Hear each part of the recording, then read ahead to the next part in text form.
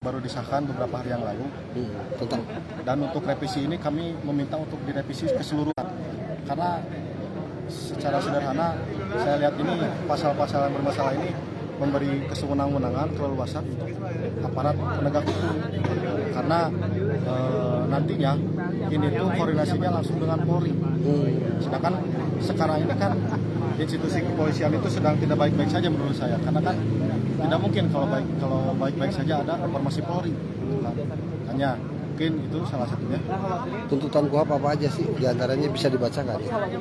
Baik, sebelum ke tuntutan, saya ingin menjelaskan dulu kenapa pasal-pasal yang bermasalah menurut saya dan teman-teman dari Aliansi BEM Kuningan. Jadi ada di pasal 7. Pasal 7 ini mendominasinya Polri yang menghancurkan koordinasi dari kolaborasi monopoli kekuasaan.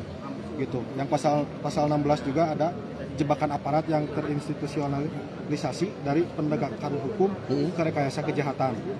Yang ketiga ada pasal 74 restoratif justice sebagai alat peras dan pemaksaan dari rekonsiliasi ke ruang gelap korupsi. Jadi nanti kepolisian atau para penyidik itu bisa melakukan rekonsiliasi dengan para korban nantinya, sehingga nantinya ada indikasi korupsi, ada indikasinya pemerasan.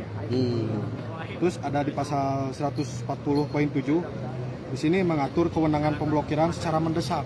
Kami menyoroti satu kata, yaitu mendesaknya, karena definisi mendesak ini bisa multitafsir menurut saya.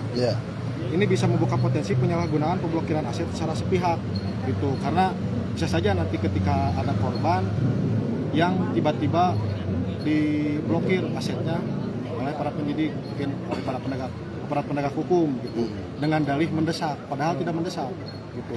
Dan masih banyak yang lainnya. Mungkin itu ada 4 Ini poin. melibatkan berapa mahasiswa yang turun sekarang?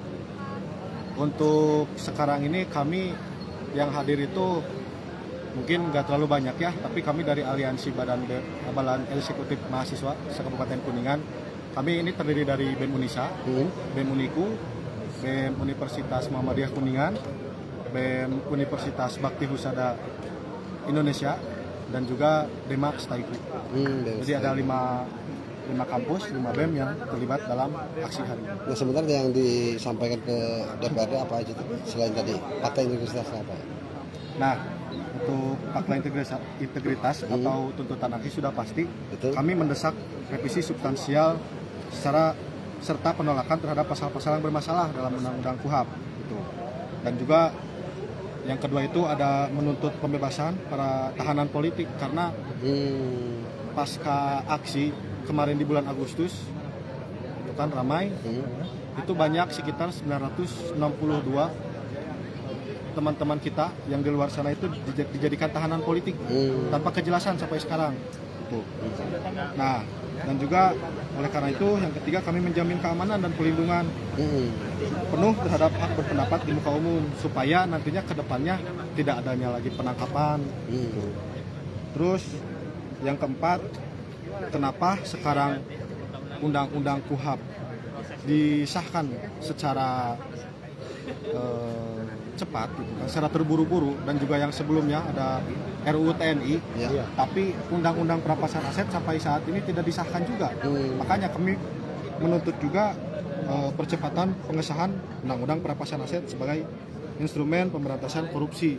Dan yang terakhir, sebagai langkah atau solusi konkret dari kami sebagai mahasiswa di daerah, untuk menuntut DPRD juga di Kabupaten Kuningan mengeluarkan surat resmi penolakan terhadap pasal-pasal bermasalah dalam UU KUHP. Karena bagaimanapun undang-undang ini sudah disahkan, hanya beberapa solusi mungkin yang bisa dirubah, mungkin dengan cara judicial review. Tapi ini juga menjadi suatu penekanan bahwa kami merespon undang-undang ini juga di daerah. Dengan siapa? Saya Muhammad Syaifullah Rohman dari BEM Unisa sebagai koordinator lapangan. Ya, terima kasih.